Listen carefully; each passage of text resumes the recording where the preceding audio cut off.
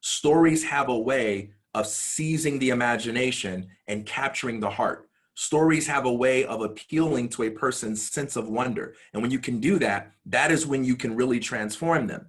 The truth isn't just this abstract propositional thing. And we often treat it like it is. And the way it sounds when we do that is it sounds like we're giving people a bunch of prescriptions for how they ought to live. You ought to exercise more. You ought to eat healthier. You ought to get up early. You ought to do this and you ought to do that. You ought to help the poor. You ought to be friendly. And that's not enough. It's important for people to know what they ought to do, but knowing what I ought to do isn't enough to make the truth come alive in my heart, right? And so what we need to do to make the truth come alive in people's hearts is to give them stories, because there's a verse in the Bible that says, without vision, my people perish.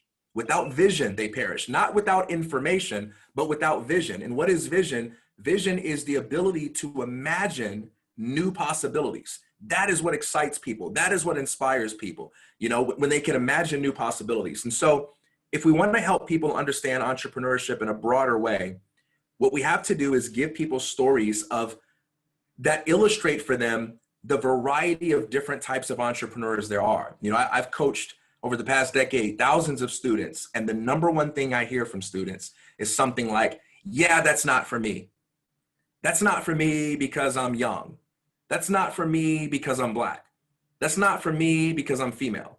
That's not for me because I'm not popular, because I'm not good at math, because I don't have a lot of money. Everybody has a story that they're telling themselves for why entrepreneurial success isn't possible for them based on some usually genuine disadvantage that they have. And when you have a broad array of stories to learn from, you can start to contextualize your life more readily and say, hey, you know what? I've got some examples of Black folks. I've got some example of women. I've got some example of people that were 15 when they did it. I've got example of people that didn't start their first business until they were 60. And you start to break free from all these limited ideas. The best pieces of advice I ever received was from an entrepreneur, Peter Daniels. And he said, over the course of your lifetime, read 1,000 biographies, because in doing so, you'll build a vast vocabulary for overcoming incredible odds. Now, I don't have time to read 1,000 biographies, and maybe y'all do because you have an earlier start. But the point of his advice was, expose yourself to stories of other people's lives, because when you learn the stories of other people's lives, it's going to help you do a better job at making sense out of your life. When you go through challenges, when you go through hardship, when you encounter obstacles, you'll be able to say, oh yeah, that's what Kenneth Chenault went through. Oh yeah, that's what Sidney Poitier went through. Oh yeah, Elon Musk dealt with that in chapter 5. That's right, Walt Disney already dealt with that. And you'll have a limitless vocabulary of possibility that you can bring to the circumstances of life. I think that's how we do it, educate people in that direction. Thank you. And for those of you looking to explore entrepreneurship, specifically at Cedarville, I'm just going to kind of drop a link in here where you can sign up and get some more information about the program. Tonight, you want to talk about demystifying leadership.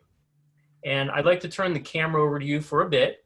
But first, if you could just lead off with some context as to why you wanted to present this topic, and then just feel free to go on into what you want to speak about tonight. And then during that time, we expect that some questions will come in and we can do Q&A afterwards.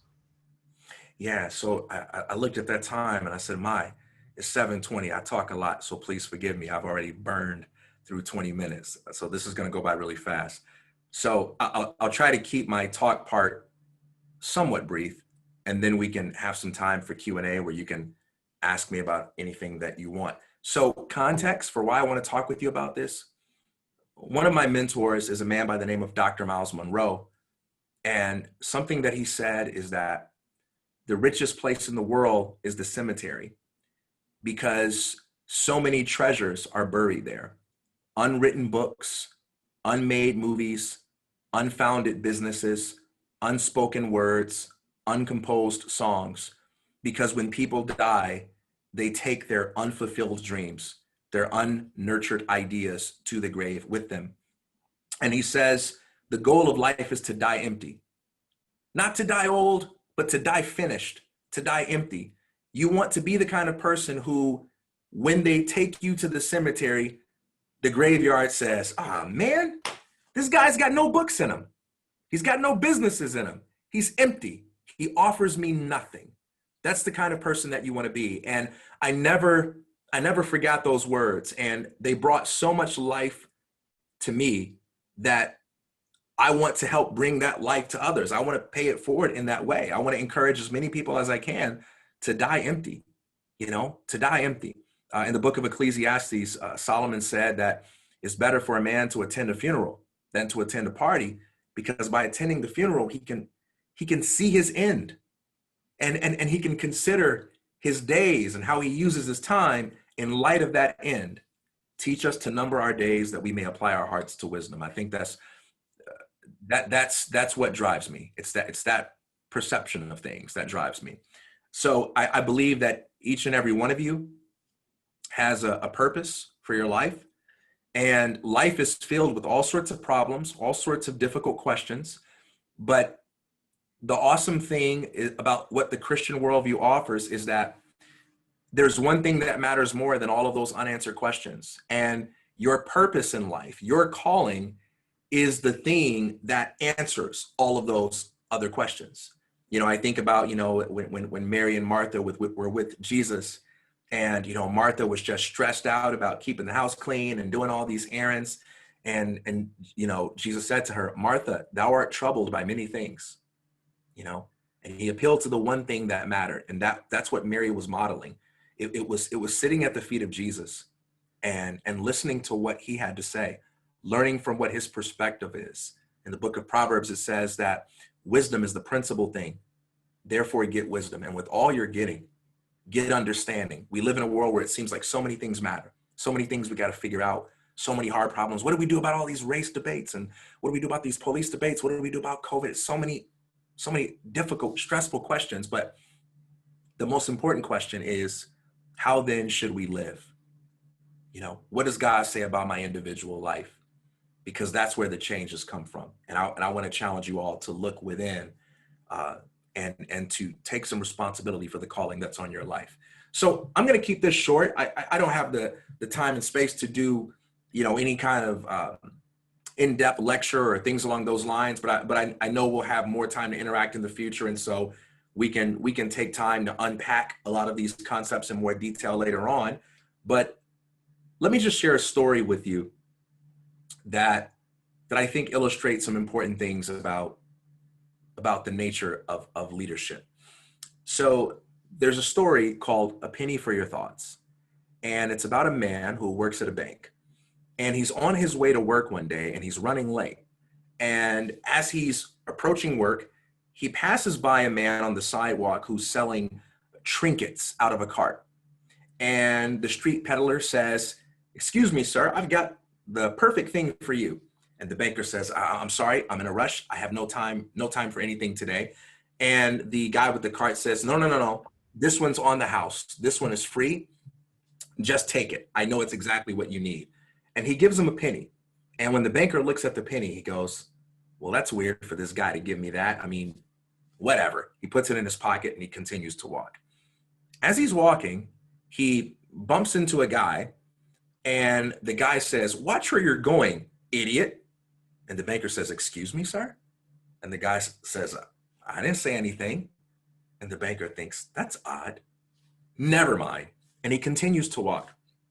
And as he's walking, he hears the voice of a woman laugh at him and say, "You wouldn't be so stressed out if you just get up earlier." And he says, "What did you say to me?" And the woman says, "I didn't say anything to you." And he thinks, am I hearing things? What's going on? Am I losing my mind? And then it occurs to him, something very strange happened once that street peddler gave him a penny. He realized in that moment that what was given to him was a magic penny. It was a penny that conferred upon him the ability to discern other people's thoughts. And he thinks to himself, okay, this can be really fun. And so he goes to work. He's at the bank.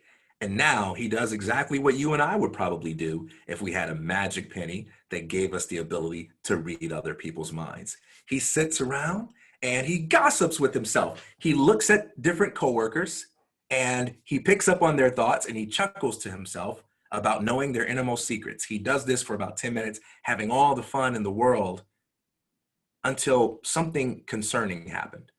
There's an older guy named Joseph who's worked at the bank for many years. And when he looks at Joseph to pick up on his thoughts, he hears the following words. I've been working at this bank for 30 years, and no one has ever shown me any appreciation. Well, today is the day I'm going to teach them a lesson. Today's the day where I'm going to use the trust. Nobody takes old Joe seriously. Nobody thinks old Joe is a threat. So today what I'm going to do is I'm going to go into the vault like I usually do on my break. I'm going to take my little book and pretend like I'm going to read like I usually do. But this time I'm going to put money in my bag and I'm going to walk out of here. And this is going to be my last day. And I'm going to get off scot-free with this money.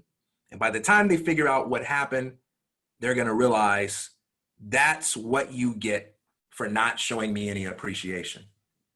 And when the banker hears these words, he thinks, oh my gosh, I've got to do something. I've got to do something. So he goes and he runs and gets his manager and he says, listen, strangest thing happened to me on the way to work today. I was walking to work. There's some guy selling trinkets out of a cart. He gives me this penny. I start to hear voices, but it turns out the penny was a magic penny and I can actually hear people's thoughts. And, at first it was fun and games, but then when I got to work, I heard Joseph's thoughts, and Joseph basically said he's going to rob the bank. What are we going to do about it? I want to pause here. If you've heard this story before, don't answer. But for those of you who haven't, it's not a trick question. I want to know your honest answer. Don't think about it in terms of right and wrong.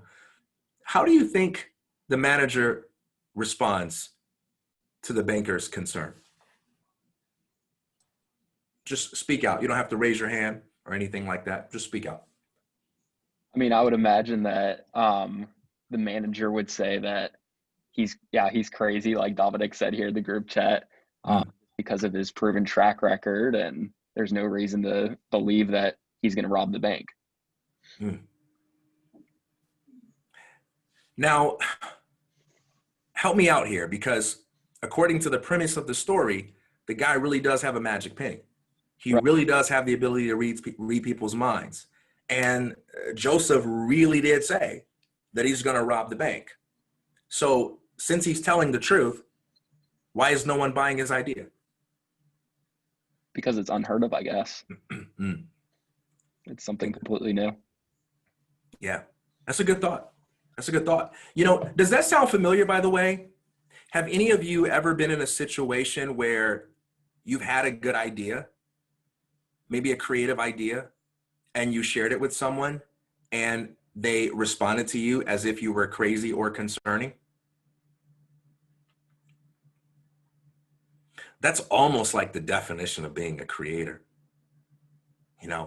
At least once in your life, you're going to have a creative idea or maybe a philosophical insight, and you're going to eagerly run to someone else, and say, listen, you got to listen to me. I just saw the most interesting, compelling thing. And rather than go, oh, really? How can I support you? Oh, really? How can we act on that? They respond to you like, when did you go off the deep end? Have you gotten enough sleep? Did you eat today? What's wrong with you? So this story isn't just the story of a banker with a magic penny. It's the story of us all. It's the story of what it means to be a creator. Thank you, Cameron, for participating. Thank you, Dominic, for sharing your thoughts in the chat. All right, so someone already got ahead of us here. But my next question is, I want to know let's say that this banker hired us as a group. We're consultants, and we're going to help this banker figure out a way to sell his idea without sounding crazy. Okay, we need a solution to this problem, because we all agree, based on the premise of the story, there is a problem. Some guy is going to try to rob the bank, and the guy with the magic penny really sees the problem. So he's telling the truth. He's just being dismissed as crazy. What is something he can do to solve the problem?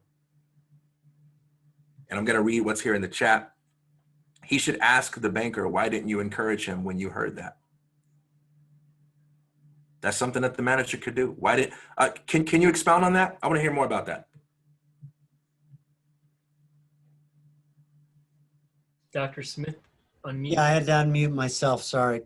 Took me a while to find the unmute. Yeah, I didn't want to get in the way of the students commenting, but put yourself in this situation, right? The banker hears this guy saying, I'm going to rob the bank, but the reason he's going to rob the bank is he doesn't feel loved. He doesn't feel appreciated. Why should the banker go tell that to the manager? Why didn't the banker just walk up to the guy and say, hey, I just want to thank you for your 30 years of service. What can we do here at the bank to make you feel appreciated? Why did the banker not take the personal responsibility to address the problem versus taking it to the manager? Because in scripture, Matthew 18:15, says if you have an issue with someone, you go one-on-one and you confront the person. This isn't so much he has an issue with him, but he heard something that I feel like he can do a little bit about. So those were my thoughts, TK. My friends, this is, for me, the most important lesson that I want you to learn on leadership. And thank you very much for sharing that powerful insight. On the surface, it seems as if the banker's problem is that no one else will take him seriously. That seems to be the biggest problem. And the reason that seems to be the biggest problem is because he subscribes to a concept of power that is fundamentally flawed. According to the banker, the power to change things exists inside of people with positional authority. And if you ever see something wrong with the world and you want to bring about change, well, you have to run to someone with positional authority and you have to convince them to listen to and agree with your concerns. And if they don't, tough luck. You get to be stressed out and angry and bitter about life. And if they do, you get to feel lucky. Yay. Takes me back to that politics thing, right? Why is everybody always so stressed about politics? I don't despise people. I don't look at this unsympathetically. But why is everybody always so stressed out about politics? Because everybody knows they only have one vote and the outcome isn't going to be determined by their one vote alone. And it's the way all the other people vote that's the problem, right? It's not your vote. It's all the other folks, right? Who don't know what you know, who don't see the world as you do. And so if you see power as the banker sees it, you're in a pretty tough position because what's your option? Argue with people, right? You got to wrestle people into a different belief. And, hey, if you're really good at arguing, that's great. But if you are really good at arguing, you're going to find out really fast just how limited that is in creating change. One of the most important things I found out about arguments is that arguments are great for me. They're great for me as part of the process of thinking through what I believe so that my foundations are firm. But as a tool of conversion, usually the better you are at arguing, the better you are at knocking down people's arguments, the harder it is to change them, And so if your only way of changing the world is to argue with people who think differently and then hope that they change their mind, you're setting yourself up for a stressful life. The problem was that he saw something that he saw power as something that exists outside of himself. A leader is someone who takes personal responsibility for solving the problems that they see in their world. Now, this word responsibility triggers a lot of people because it's misunderstood. We often equate responsibility with blame. And so when we hear you are responsible for X, we often think that means it's your fault that X happened. It's not true. It may very well be the case that most of the problems in your life and in the world around you have nothing to do with anything that you chose, okay? It's not about fault, it's not about blame. To say that something is your responsibility is to say that you have a moral duty to bring a sense of creativity to that situation, that you have the power to respond with ability. That's the heart of responsibility. Credit Wayne Dyer for putting it that way. You have the power to respond with ability. The banker's situation cannot change until he is willing to take personal responsibility for solving the problems that he sees. I see in the chat someone asking, can I explain that again? No problem at all. Responsibility is not the same thing as blame. To say you are responsible for something is not to say that it is your fault. It is not to say that you are the one to blame. It's simply to say that you have the power to respond to that situation with ability. So in your life, for instance, in your own personal life, You've probably had some disappointing things happen to you. You've probably had some people break your heart. You've probably had some people betray you or backstab you. You've probably had some people say that they would come through for you in ways and they didn't. Okay. It may very well be the case that you've got some real disadvantages. And whenever you try to pursue success in an area of life, those disadvantages stop you.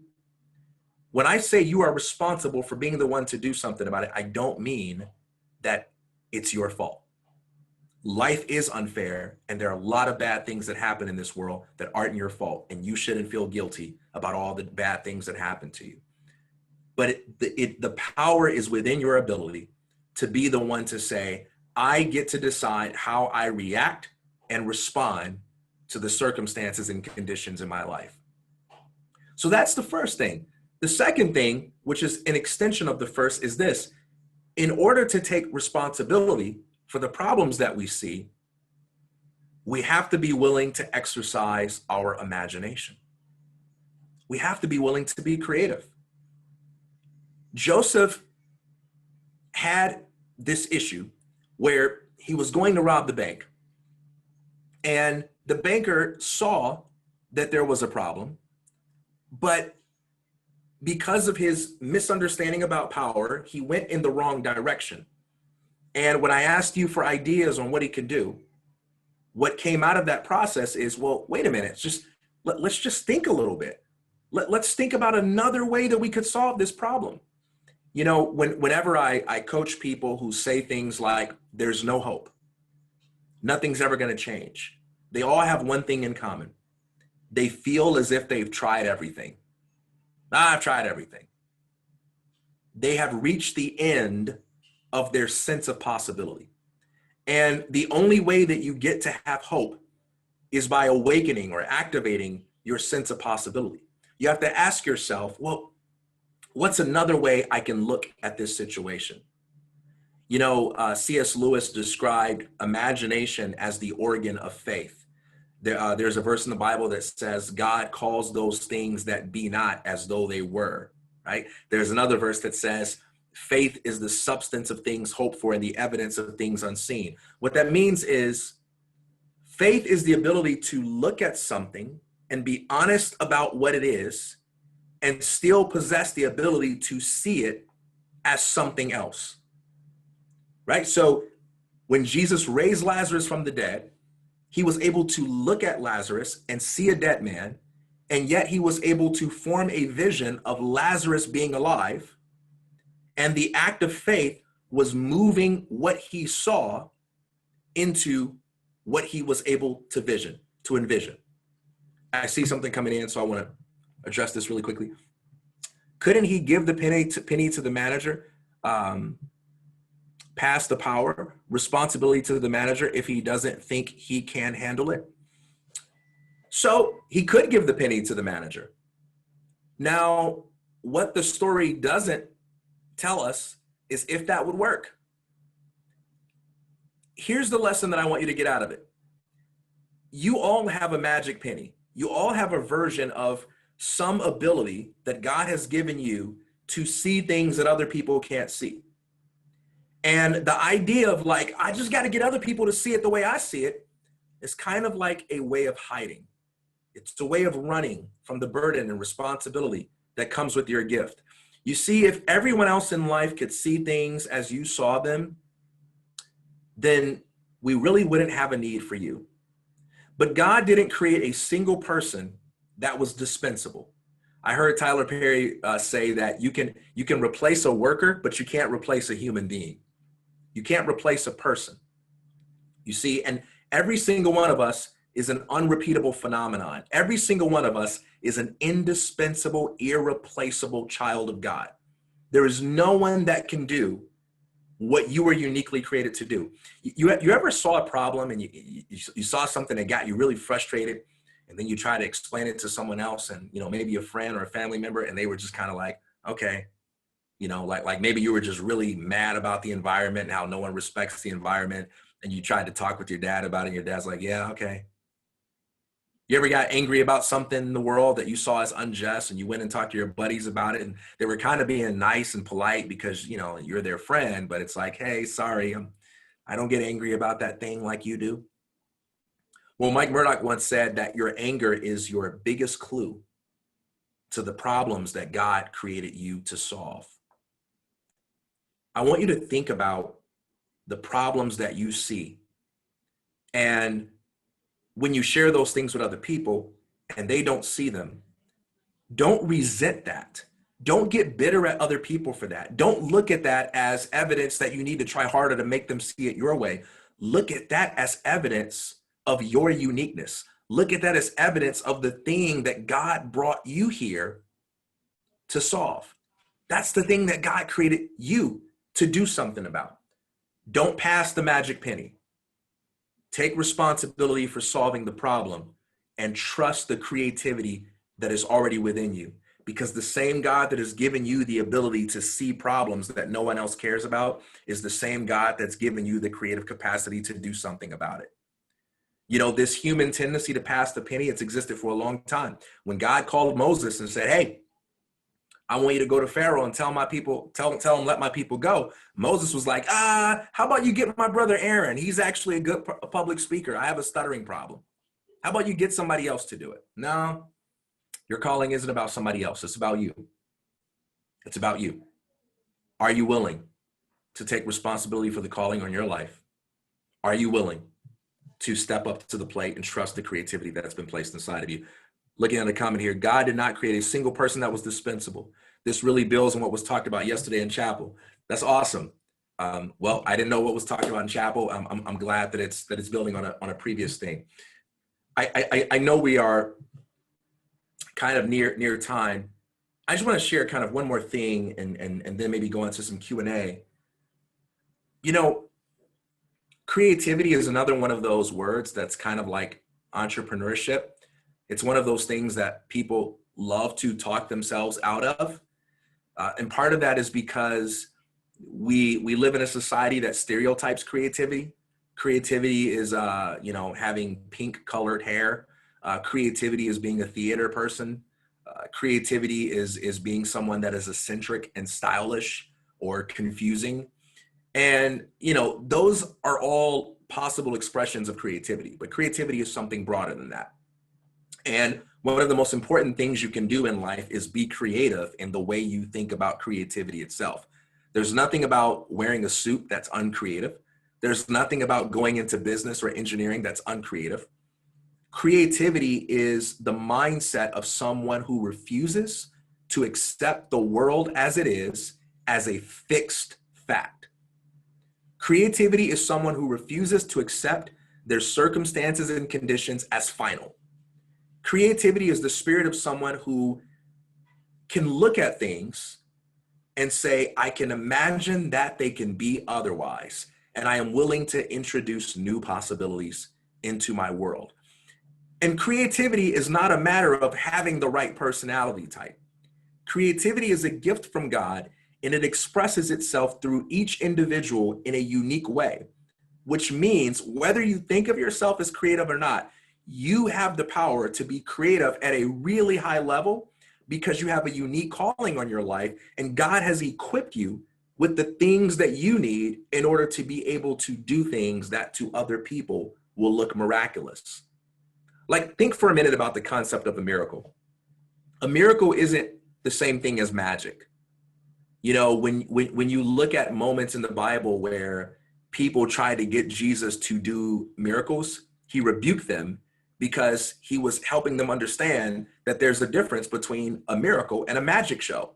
When Herod was like, hey, turn my, water into wine, Jesus didn't do that for him. He's not a magician. He's not here to do a magic show. He's not here to do magic tricks for people. When others asked him for a miracle, he said, a wicked and adulterous nation seeketh after a sign. I'm not here to do a magic show, not here to do tricks, not here to pull the rabbit out of the hat for you guys. What's the difference between a miracle and a magic show? Well, if you look at every miracle that happens in the Bible, there's something that takes place before the miracle. God chooses to work through a specific individual to achieve a purpose. And as God is working through that individual to achieve a purpose, there's some kind of obstacle that gets in the way. And then God introduces an element of possibility that overcomes that obstacle, and that's the miracle. So I'll use Moses as an example. God didn't part the Red Sea as part of a magic trick. God didn't part the Red Sea because it was like a cool thing to do. God parted the Red Sea because he had a calling on Moses' life. And the calling was the important thing. The calling was, you go to Pharaoh, you tell him, let my people go. You're going to lead these people from slavery to freedom. That's the thing that matters. And when God gives you a purpose in life, he's not going to allow anything in the world to stop that as long as you keep your faith on him. And so as Moses is walking in faith and obedience, fulfilling the calling that God has on his life, there's something that happens. There's a surprise that happens. Pharaoh begins to pursue him. And now here they are standing in front of the Red Sea. They can't go any further. And Moses is in a dilemma. Moses says, God has called me to lead these people to freedom. Here I am doing obediently what he's called me to do. And now there's an obstacle in my way. And that's the moment when God says, I'm going to reward your obedience. I'm going to reward your faith. I will not be mocked. My word will not return unto me void. When I call you to do something for my purposes and you walk in obedience, I will come through. It's time for a miracle, Moses. And that is the creativity. Creativity is the divine expression of power that is given to solve God's purposes. I'm sorry, it's a divine expression of power that is given to solve the problems that stand in the way of God's purposes. A divine expression of power that is given to solve the problems that stand in the way of God's purposes. So some of you may be like Moses. You may be like, I'm not qualified. But God doesn't call the qualified. He qualifies the people that he calls. And you all have a unique gift of creativity that's been placed inside of you. And it changes from story to story. Do you notice that you never read the Red Sea parting in any other Bible story? That wasn't Daniel's story. That wasn't Joseph's story. It's not a part of Ezekiel's story, not a part of Solomon's story. Every story has its own unique miracles, its own unique divine expressions of creativity, because every story has its own unique calling. That's your job, to figure out the calling that God has on your life and to walk towards that in faith and obedience. And that's when you get to experience the divine creativity flowing through your life. It's not about trying to be like the people around you that everybody thinks is cool. It's about realizing that God has a certain kind of cool that belongs so uniquely to you that when you tap into it, you won't have to compete with anybody because nobody can do you better than you. God took Elijah to the graveyard and says, can these dry bones live? There are all these skeletons. He says, if you say so, God, can these dry bones live? You say so, speak to it, say so. Tell these dry bones to live. And those bones begin to assemble themselves. The skin begins to form, the organs begin to form, and these beings begin to come back to life. Sounds like something out of a science fiction movie. That's nobody else's story. Nobody else's story. That didn't happen with Abraham. That didn't happen with Noah. That was his story. There are areas in your life where God is asking you, can these dry bones live? What that means is, can new life be breathed into dead situations? And the answer is, if you say so. If you say so. What is the calling that God has on your life? Following in that is what the entrepreneurial spirit is really about. I can keep going. I have so many other things I want to say, but I'm going to stop because the easiest thing to do is run out of time. I want to give you all a chance to ask me any questions that you have. Thanks, TK. That was astounding insight. We definitely want some students to ask some questions. If you do put them in the chat, please make sure they're for everyone to see, not sent privately, because we do have a recording and we want our future viewers to be able to read those. When I see them, I'll be able to actually verbalize them, and that will provide some context for the answer. I'm also going to go ahead and drop the second Revolution of One link in here. It's kind of another survey, but you're supposed to take this after you've listened to what TK has said in our discussion tonight. So I'm going to go ahead and put that in there for everybody else to go ahead and fill out. Looks like we have a question from JP Hansen. What is one way we can apply this and take responsibility on a daily basis? Yeah. One of my favorite verses in the Bible says, despise not the day of small beginnings. So many people ask me questions like, hey man, how can I get the competitive edge? How can I get the creative advantage? How can I get the leg up on the competition? How can I do extraordinary things? And one of the things I like to remind people is that you can't go the extra mile until you first traverse the essential mile. You know, never underestimate the value of the essential mile. You know, when students in my program, for instance, first began their jobs, you know, sometimes like on their first, second day, they're like, hey, what's something extra I can do to be the best employee here? And I go, don't even worry about the extra. What I want you to do is I want you to memorize your job description and know exactly what you're being paid to do and absolutely crush that. I want you to spend the first 4 weeks absolutely crushing your job description, being beyond reproach with the basic necessary things you need to do. Then come back and let's talk about the extra. But here's a secret. If you just focus on that, you're already going to be better than 90% of your job, 90% of the people at your job, because nobody actually does that. The essential is the extra. So find one thing. What's one area of your life that you can level up? What's one area of your life that you can improve? And if you're having a hard time thinking of something, I'm not trying to be funny. Go ask your parents. I bet they'll be happy to give you like 5. Go ask a friend. Go ask a friend that you trust. You know, but I think it's best to get that answer from within, to pray about it, because we all have areas of our lives where our own conscience is compelling us in a certain direction. Like, you know, you need to do a little bit more of this. You know, you need to do a little bit less of this.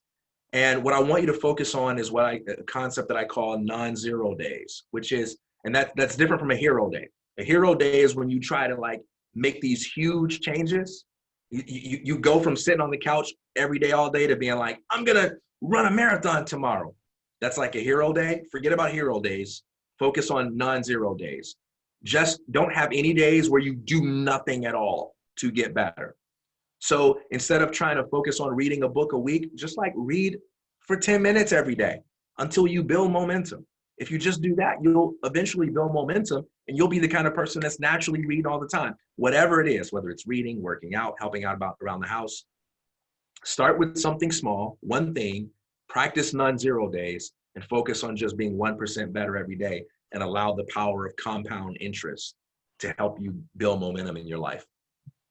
All right. Let's Cameron, I'm going to leapfrog over your question and go to Wilson's. And he asked, do you think creativity should be taught? Why or why not? Do I think it should be taught? Why or why not? Well, first and foremost, I think creativity is caught, not taught. Creativity isn't theory. Creativity is application. The way that you learn and the way that you get more creative is by putting yourself out there and actually doing the thing. You will learn more about writing by showing up and writing something terrible than by reading 100 books about writing. You know, if the risk involved in the learning process are not real, then the rewards of that learning process won't be real either. Think about it like in terms of money. There's a concept called skin in the game. If I want to invest money, I learn best when I invest real money and I can suffer real losses, or when I can accumulate real victories. Everything else is theory. Now, that doesn't mean I want you to go take your life savings or your full allowance and risk losing it. What you can do is take a small amount that you can afford to lose, a small amount that you don't mind losing, and you can practice with that. But it's important that there's actual risk, because it's the risk that makes the reward real. So if you want to learn how to be creative, put yourself out there in some kind of way. What is it you want to be creative at? Is it music? Is it writing? Is it public speaking? Find a way to start putting yourself out there and serving people with your gift, because it's actual participation in the creative process that's going to make you better. But with that being said, I do think it is helpful to read books on creativity, to listen to podcasts on creativity, to attend classes on it, because there are theoretical things, there are stories from other people's lives that can be very useful to you. It's just those things won't mean anything without the practice. It's the practice that makes the theory meaningful. Awesome. We'll take this one from Nick, who asks, what would you say to someone, a college kid, for example, who works in a job they hate purely because they need money? Where there's no drive for that creative side and leadership. Okay, all right. Okay, this is a great question. So what would I say? You work a job you hate. So the first is one of my favorite quotes is from Mike Murdoch, who says, a champion is someone who's willing to do what he hates in order to create what he loves. So the first thing I want to say to you about whatever your dream is,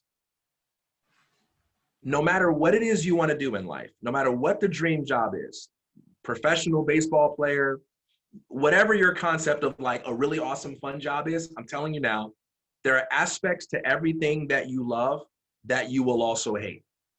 Because every dream is going to demand that you do things to nurture and protect that dream that isn't always convenient, that isn't always fun, that isn't always easy. So one of the most important things you have to learn as someone who wants to be serious about following their dreams is that you got to be so loyal to your dream and so in love with your dream that you are willing to do difficult things along the way in order to get into that position.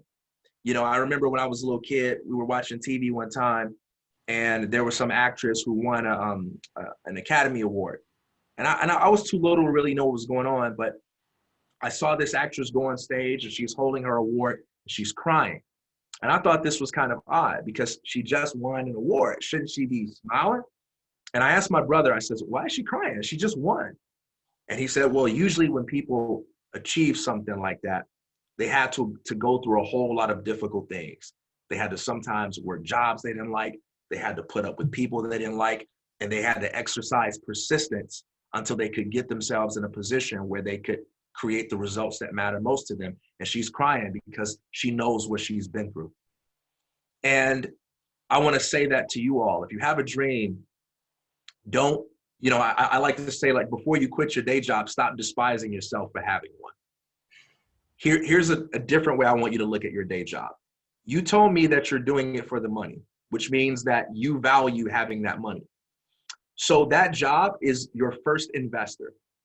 And I want you to look at this job as something that you are choosing to do because you love your dream so much that you're willing to exercise the skills that you have in order to earn the resources that you need to begin to invest in the things that you really love. The more you do that, the more you move towards a life where you don't have to do as many of those things. I used to work as a server at Applebee's, and I hated many aspects of my job. I hated many aspects of that. I've had at least about 5 different jobs that I absolutely hated. But by exercising character, by learning new skills, I was able to develop traits that were applicable to my dreams later on in ways that I never even knew. Joseph had a powerful dream, and yet he spent time in his life in prison, time in his life doing jobs that seem to have nothing to do with that dream. Sometimes God has us in certain places that aren't necessarily fun or ideal because he has us there to help us build character. Show up to that job like you own the place. Show up to that job and work with a sense of pride. Let the people on that job know by your behavior that when you do something that has your name attached to it, you're going to represent yourself well. You're there to represent yourself and everything that you stand for. Show up and work with the enthusiasm of someone that's investing in themselves. You won't be at that job forever, but when you look back, you want to look back with pride on the way you showed up. And I can assure you that everything that you're learning at that job that you hate, it's going to be something that makes people respect you later on. You don't want to be the kind of leader who never had to take out the garbage. I'm telling you now, there are a lot of people who want to be leaders. They want to start their own companies. And they think being the leader is being the person who's in power. But I'm telling you, no one is going to work for you if you're the kind of leader that doesn't know how to take out the garbage. No one's going to work for you if you're the kind of leader who doesn't understand what it's like to carry out the food to the restaurants, who doesn't understand what it's like to mop the floors. The reason my employees are excited to work for me, the reason they respect me, the reason they trust me is because they know when I talk to them as a man who had to do all the crappy jobs they had to do. And in most cases, more so than them. Let this job build character in you and become too good for it. Not in the sense of like, I'm too good to work at this place, but become the kind of person who's so committed to growth. You do your job so well. Somebody might come into that place and see your enthusiasm and your work ethic, and they might steal you away from that job. They might say, hey, I need somebody with your attitude. Come work for me. That's the kind of stuff that happens when you work with pride. I don't see any other questions coming in, but if I could just tag on to the end of that, you know, for some of my menial jobs, I just spent all that time thinking of what I wanted to do in the future, dreaming up ideas, ways to accomplishment. And that just passed the time and, you know, led me to have some great conversations with people I wouldn't have otherwise have met had I been a little bit more selective. Cameron has a multi-point question that involves your background, but I think we might need to save that for another time since we're running a bit short tonight. So TK, it looks like we might have to have you back for a second session. Yeah, I love to come back. Let me know what you all think in the survey. I'm not coming back if y'all don't want me back. Only if you want me back and only if you took some value from this. And lastly, like, hey, Nick, all of you out there, don't ever apologize to anybody about what you have to do for work. Don't ever hold your head down. I don't know what it is you do, but, you know, like, I mean, people have all sorts of ideas in their head about, you know, menial work or whatever. But if you're a janitor, if you work at McDonald's, Nehemiah was a cupbearer. Joseph was a slave. Don't ever hold your head down and apologize to people about what you do for work. Represent yourself, represent the kingdom of God. Know that God has you in that place for a reason, and know that you are learning valuable things that are going to be useful, you know, for whatever he's called you to do. Maybe next time we talk, I can share with you some stories about the multiple jobs I've hated and how, looking backwards, it was a blessing in disguise for me to be in those places. Awesome. TK, thank you so much for tonight. And I just want to thank everybody for joining us tonight and for viewing this recording at a later date. We are out of time, but I want to encourage you to visit fee.org and check out some of TK's videos and connect with their newsletter. I'm sure TK will be open to having a few LinkedIn invites floating in. Can I give out my social media addresses for people that want to connect there? Yeah, go ahead. Because I know everybody connects in different ways. So let me start with my email. My email is tkcoleman@fee.org. Just TK Coleman. You can see my name right there, just without the dots. tkcoleman@gmail.org. No, I'm sorry, tkcoleman@fee.org. On Twitter, it's @TK_Coleman. Twitter, it's @TK_Coleman. On Instagram, it's official TK Coleman. And then LinkedIn, it's TK Coleman, just my name. All right, sounds good. Let's plan for a second session, and I'll be sending out a recording to everybody who's registered. And please do copy some of those links to your browser and fill out some of those forms. They're very important for our measurement and engagement. And once again, TK, thanks for being with us, and we will tell everybody a good night. Good night, everyone. Thanks for having me. I know that you all have other things that you could have been doing with your evening, so thanks for spending it this way.